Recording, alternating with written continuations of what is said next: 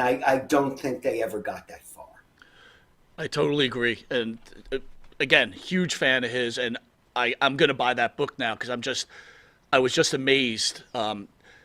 What made you get into writing about that book, though? Because not saying it's odd, Keith. I'm just saying it's not quite mainstream. So what No, made no, you it was circumstance. I had done a book in 2010 about the death of John Lennon, and Tom Stephen, the drummer from the Jeff Healy Band, had read that book, and he asked around, and it turned out we had like three degrees of separation. We were removed from each other. So a friend of mine who was a friend of an associate of his, you know, they communicated somehow, and he and I ended up meeting up in New York, and then we discussed.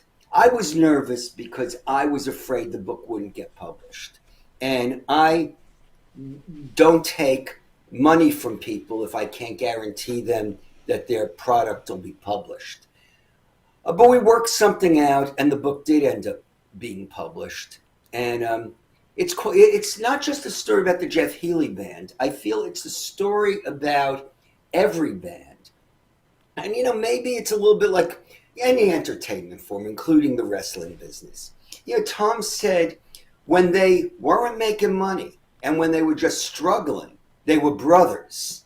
And then fame hit and money came in and new people came into their lives and people were pulling them in different directions and the brotherhood just evaporated. And I guess that's the story of rock and roll. amazing?